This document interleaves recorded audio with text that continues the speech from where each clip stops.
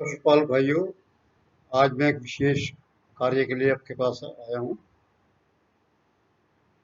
मेरे ऊपर कुछ संस्थाओं ने मुझे कहा है कि आप शुक्र पालन पे किताब लिखो। मैं लिख रहा हूँ, लेकिन मुझे ध्यान आया कि मैं आप लोगों से थोड़ा सा पूछ लूँ। आप मुझे मेरे नंबर पर प्रश्न भेजें, उन प्रश्नों का जवाब मैं कोशिश करूँगा किताब में दूँ।